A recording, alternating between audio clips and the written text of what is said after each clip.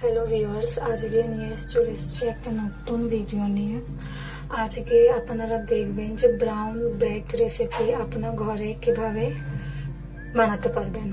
বাজারে যে ব্রেডগুলো পাওয়া যায় ওইগুলো আনহেলদি হয়, তাও আমরা খেয়ে নিই। তো দেখুন, প্রথমেতে আমরা কি করব, একটা পাত্রে আটা নিয়ে নেব।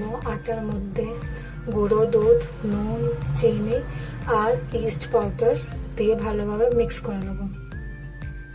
মিক্স করার পর গরম জল দিয়ে একটু একটু করে ভালোভাবে ডোটা তৈরি করে নিতে হবে।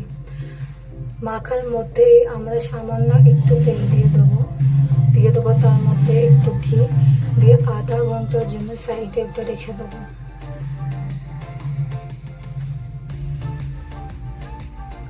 অন্য একটা পাত্রে আমরা ঘি স্প্রেড করে নেবো ভালোভাবে। ঘি আর আটা দুটোই ভালোভাবে স্প্রেড করে নিতে হবে। দিয়ে যে ডোটা আমরা রেডি করেছিলাম ওই ডোটা এই পাত্রে দিয়ে দিতে হবে, ভালোভাবে সেট করে নিতে হবে। দিয়ে দেখুন আধা ঘন্টা হয়ে গেছে, কি সুন্দর একটা ফুলেছে। ইস্ট পাউডারের জন্য একটা ফুলেছে। আর একবার ভালোভাবে মাখিয়ে যে পাত্রটা আমরা রেডি করেছিলাম এটা ভালোভাবে একটু সেট করে দিতে হবে। এটা বানানো খুবই সহজ, তো আপনার ঘরে ট্রাই করবেন, খুবই অল্প টাইমের মধ্যেই বেনে যায়। আচ্ছা, তার মধ্যে আমরা আর একটু সামান্য ঘি স্প্রেড করে নেব। দিয়ে গ্যাসটা অন করে আমরা তাওয়া বসিয়ে দেবো। তাওয়াটা গরম হয়ে গেলে আমরা পাত্রটা বসিয়ে দেবো। 25 মিনিট আমরা এটা রেখে দেবো হালকা আছে।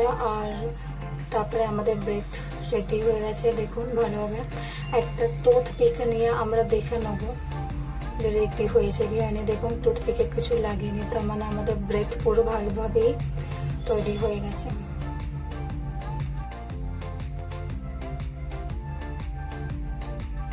দেখুন অন্য একটা প্লেটে আমরা দেখাচ্ছি। দেখুন ব্রেডটা খুবই সুন্দরভাবে হয়ে গেছে, একদম স্পঞ্জি হয়েছে, একদম নরম তুলতুলে ব্রেড।